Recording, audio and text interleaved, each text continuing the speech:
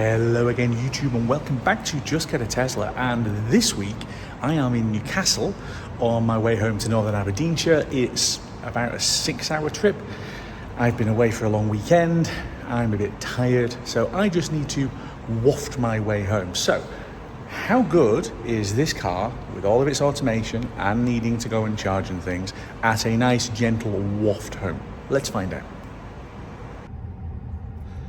So if we have a quick look, having just told it to navigate me to home, where are we going? So I've actually got 74% of charge, which is pretty healthy actually. So I can go all the way from Newcastle up past Edinburgh. It's suggesting Perth. I could also go to Dundee. I've got enough charge to be able to get there as well, because it's saying I get to Perth on 14. Well, I might be able to go past that and just go to Dundee.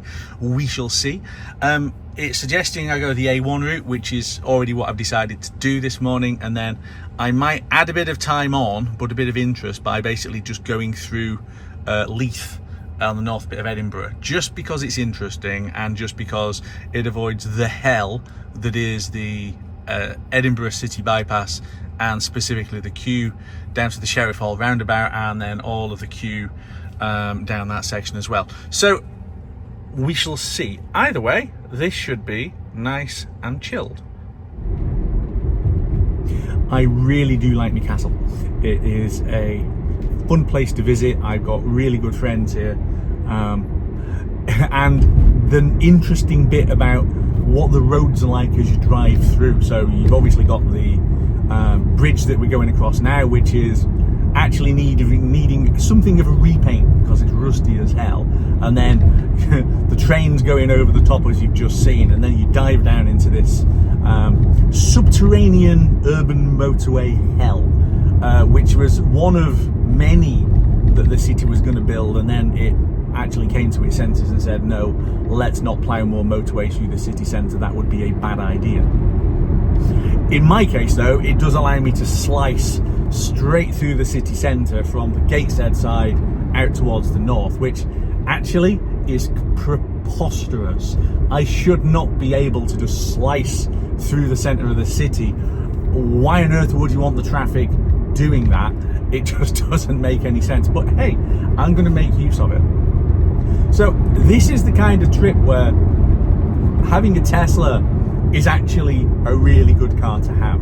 So I just want a relaxed, hassle-free, get me home journey. And I've got a car which will, once we actually get out of the city, will largely drive itself, although I can get it to drive itself now, which it is doing. So we just basically need to get the hell out of Dodge, onto the main road, let the car drive, nice and relaxed. And yes, I absolutely will need to stop and charge before I get home. But you know what? This is a 5.5 hour trip. 5.5 hours. I absolutely guarantee you that I would have stopped had I been driving a petrol car. In fact, I'm likely to do another stop where I'm not charging, just because I'm going to need a drink and probably some snacks and things, right? So I'm going to stop anyway. I still keep reading in the comments, and thank you so much for all of the comments, but I keep reading madness in the comments like my car has got a 700-mile range and I absolutely will drive from one end of the country and back and never stop. And it's just gibberish. The reason why we have motorway service stations which are full of cars is because people stop and take a break. The reason why when you drive along the motorway and the sign says you must take a break, tiredness kills, all of that kind of stuff, is because people take a break. The idea that everybody's driving non-stop everywhere is just a lie.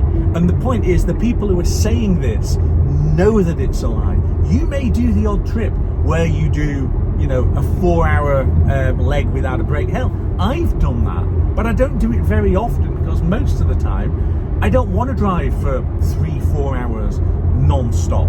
I want to take a break, and I always used to take a break whatever on earth I was driving. So, you know, keep piling on in the comments, guys, because I don't have a problem. If you want to watch my videos and come in and make whatever comments you like, right, the algorithm loves you. I then respond to you The algorithm loves that. You then start arguing with me. The algorithm loves it even more, and it pushes my content out to more and more people. So please, I'll take all comments. The only comments that get deleted are the ones that are abusive or racist, and genuinely there have been a couple of racist ones. And I'm not going to say what kind of race that they were baiting, but you can probably guess. And those go. Other than that, disagree with me. Tell me the car's ugly. I honestly don't care, right? I'll take all comments, but let's actually keep it so that it's a productive debate. This channel is called Just Get a Tesla, not because I am trying to convert people who love their diesels to get an EV. Go and read what the channel is about. It says thinking about getting an EV. I'm here to tell you why you should just get a Tesla. If you're not thinking about getting an EV, or you really dislike EVs, I am not trying to convert you. That's not who this channel is aimed at or what it's trying to do. I absolutely love the fact that people are coming in and looking, and hopefully they're going to see some evidence that actually the things they've been told aren't necessarily true. Because let's be brutally honest, guys, a lot of the things that people are being told just are not true. And I am going to do a video that's got debunking some of the comments in it, because honestly, some of the comments that have been posted are hilarious. And you know, it's either plain wrong, or you know, physically or mathematically stupid, or how can I put it, straight out and out tinfoil hattery. And I'm going to have to talk about it. So there is going to be a video basically just reading out some of the comments and just talking about them. I want to get more of a debate going. That's basically what I think we can have more fun with. Let's debate issues, but you debate issues where you're starting from a place of facts and evidence, right? If it's conspiracy theories, I'm going to laugh. That's like basically, there are some EV flat earthers who post on my channel where basically, as ridiculous as flat earthers are, some of the things that they're posting are similarly laughable. So I have no problem with it. It's fun and the algorithm loves it, but I am going to have to call some of these things out. Anyway, more on that later.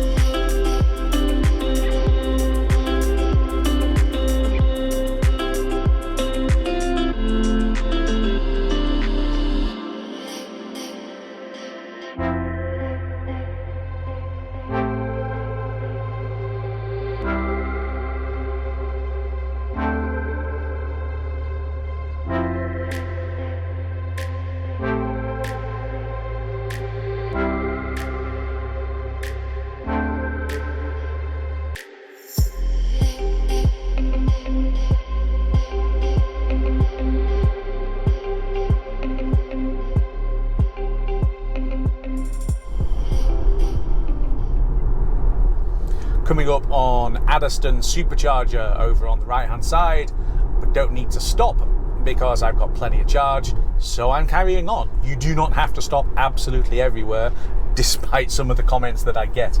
And how many cars are there? 2, with the third one backing in. So again, I'm driving past it, it's completely unplanned, bags and bags of free chargers, so if I did need to stop, there is no queue. So that would have been yet another supercharger stop with no queuing. I've still never had to queue for a supercharger in more than 70 visits. So it's still fairly simple, guys. Tesla just makes long distance trips nice and easy. And if I had needed to stop, the car would have told me that I needed to stop. It would already have preconditioned the battery, which is to warm it up so that it is in the most optimal condition for receiving charge as quickly as possible. I wouldn't need to do any of that. The car just does it by itself. It really is simple.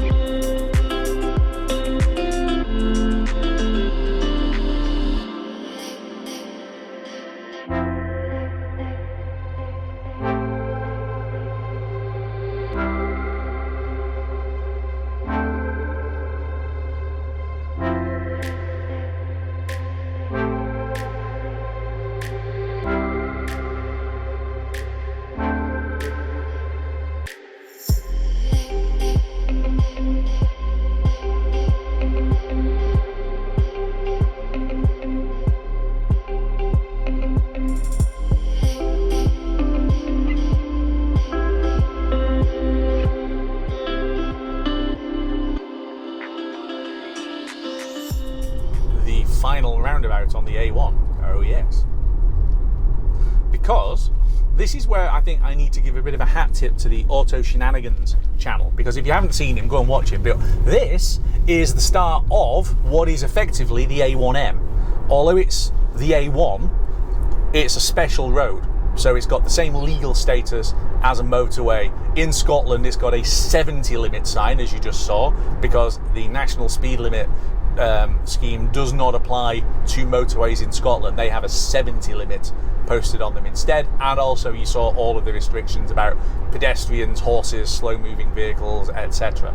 Yeah, and we also now get blue signs. So we get some blue signs. So this is what I lovingly describe as a not motorway. It's a motorway, but it's not a motorway. So this is actually one of several that we've got in Scotland. And on my way home a little bit further on, the Aberdeen Western Peripheral is another not motorway, because it's not the A90M, even though it is. So that's my road geekery bit done. Go and watch the Auto Shenanigans channel if you want proper road geekery. He does a proper job.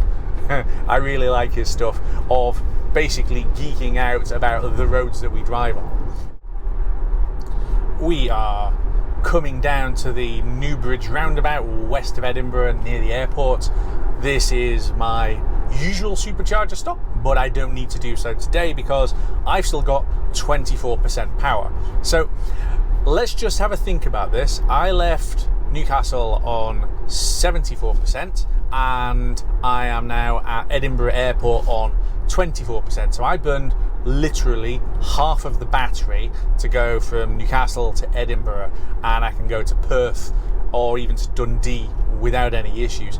That is not the kind of short range, you can't drive anywhere car that people seem to think EVs are. You absolutely can do intercity trips and longer trips, and I'm doing one now. And the car is fine. The car has got plenty of juice in it to be able to carry on even further. So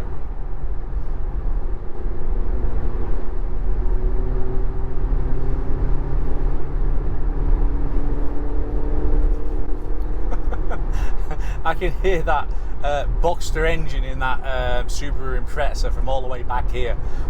He basically just keeps sticking himself right up the arse of anybody in front of him and then aggressively revs his engine at them, trying to get them to move out of his way. He's not exactly getting there any quicker. So again, it's another arsehole driver with a fruity sounding exhaust, basically thinking that, well, frankly, they've got a bigger willy than everybody else.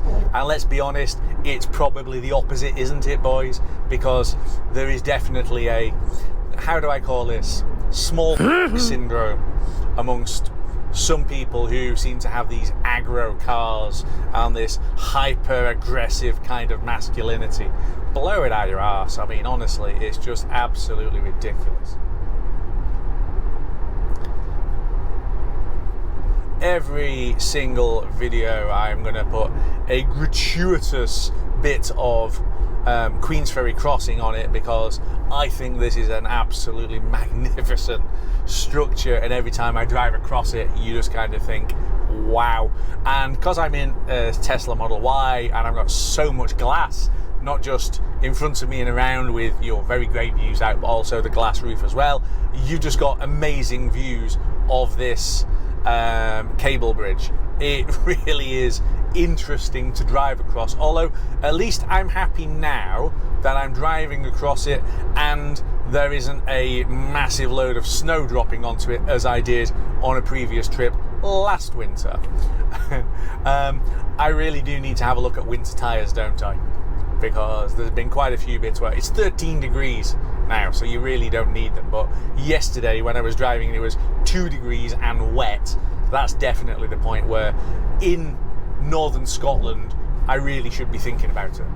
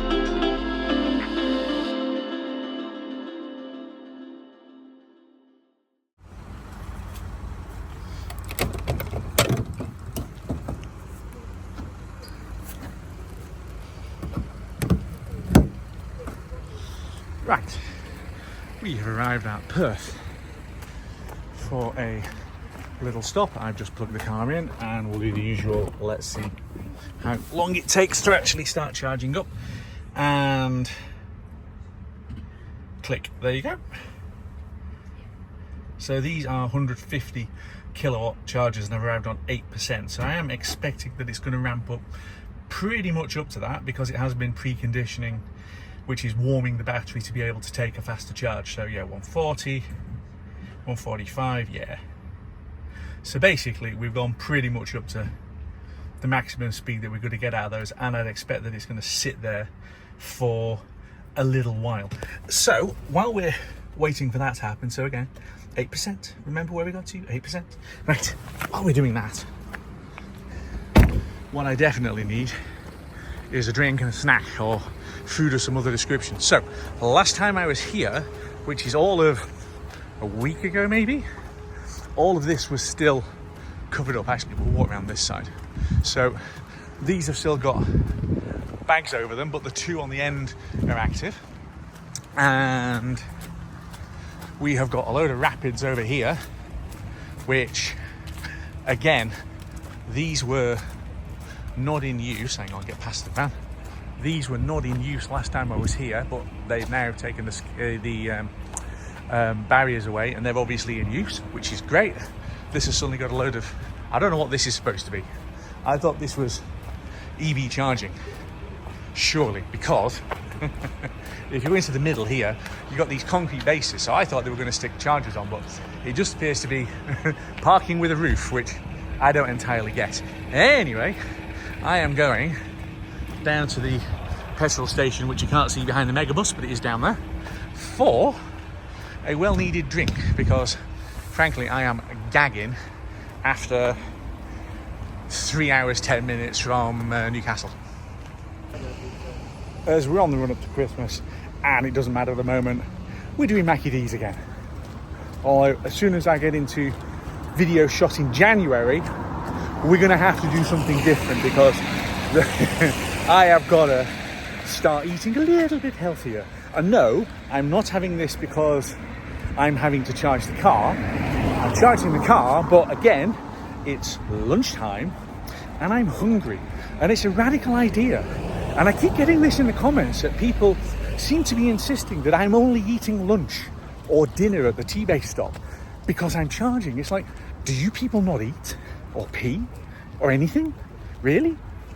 The drive-through was mental. So parking in this car park just behind McDonald's and walking across, I reckon it's got to be quicker. Anyway, the plan is I'm getting back in the car, I'm going to eat this, and then we'll see how much power's in, because at the moment I don't really know or care. I'm not sat counting the minutes. I'll get home, but I need some food first. Oh no, look at the queue. Look at all the cars angrily waiting to queue to charge their cars. And just as a point, this supercharger costs 35p a kilowatt hour. That's all, 35p, a bargain.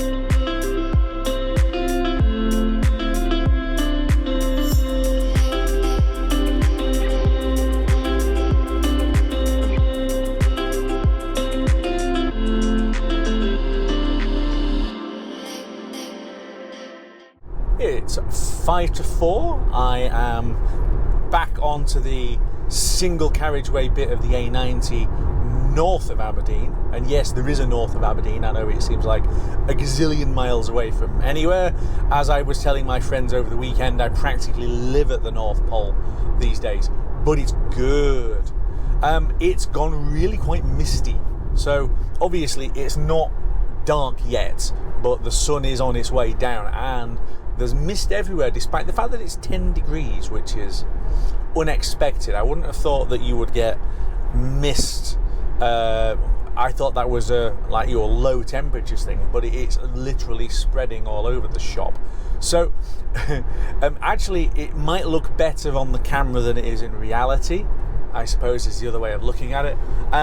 So I know I'm on the last leg home, basically, when I get to this junction that's coming up here called the Toll of Burness, where the A90 now sweeps off to the right through Peterhead and then up to Fraserburgh that way, but it used to diverge off here, and then basically they swapped the road numbers. But this is a classic flying junction. I mean, I'm taking it at 57 miles an hour, which is kind of fun, and then you just ease it back a little bit, because there is a tighter turn at the bottom. But you can take that with some speed, which for a main road junction is always quite fun. And blimey, it really is just little pockets of mist hanging in the air rather than fog. You can see through it, but it does come in its patches.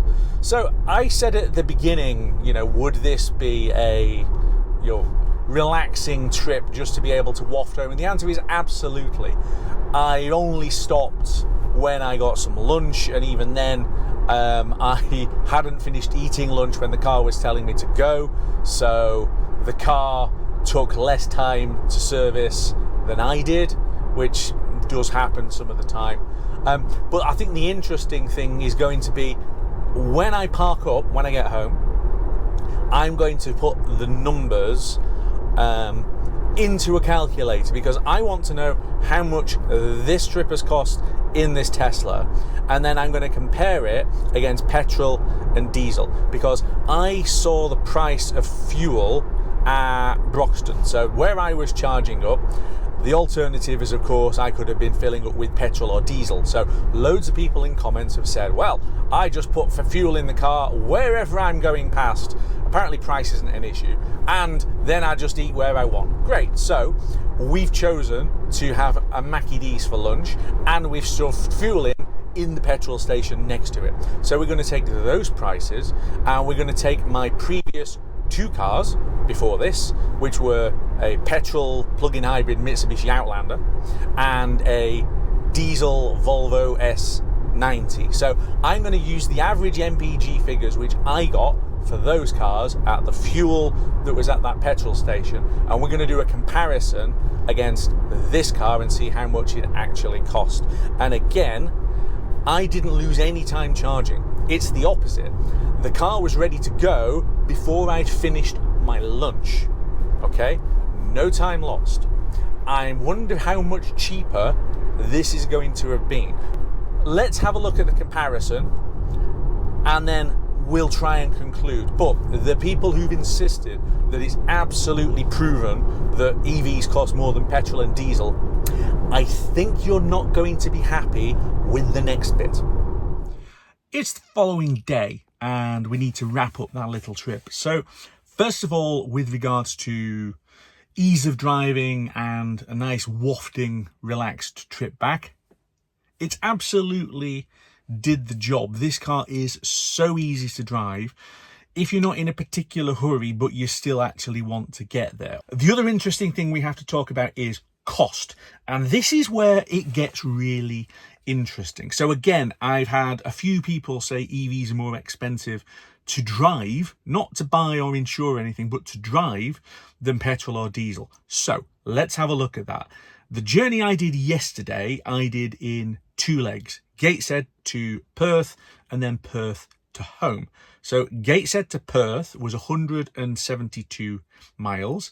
The car averaged 3.77 miles per kilowatt hour on that leg. So I burned 47 kilowatt hours of power, which cost 25p a kilowatt at the hotel the previous night, which is £11.75. And then at Perth, for the remaining leg home from there, I burned 33 kilowatt hours of power at 35 pence per kilowatt hour at £11.55. So my total electricity cost on the trip home was £23.30. So the comments tend to say that I am a slave to superchargers and I can only charge where those are, and that all of you with petrol and diesel just fill up on the go where you are. So we're going to use the fuel costs at Perth Broxton, which is where I stopped. So I'm going to use petrol and diesel as a comparison because I've had both of those recently. So my previous car to this was Mitsubishi Outlander plug-in hybrid with a 2.4 litre petrol engine. On that kind of trip, the battery would have been exhausted. I wouldn't have plugged it in at the hotel because it's not worth doing. So I would basically have just been adding a bit more charge back in. I know from my experience that I would get 40 mpg on a long run without a full battery. So 299 miles in total at 40 miles per gallon means I would have used 7.475 gallons. That's UK gallons. Everyone in America, not US gallons. Yours are smaller, which is 34.0 litres. So the fuel was £1.53.9 a litre. So that would have been £52.33. Or I could have taken the previous car to that, which was my Volvo S90 2-litre diesel. And that would do 49 mpg on a long run. The way I drove it, at least, anyway. So if I put the same 299 miles in, that is 6.10 UK gallons, which is 27.76 litres. That was £1.59.9 a litre, so that would have cost £44.39p. So I was asked, why are you not giving costs on these videos? And here it is, guys. My Tesla cost £23.30. My previous Outlander would have cost £52.33, and my previous, before that, Volvo diesel would have cost £44.39. So the Tesla, a lot cheaper, a lot easier in terms of the way that it drives with Autopilot, and also quicker, because here's the thing, and I've said this a few times on videos, and people have said, no.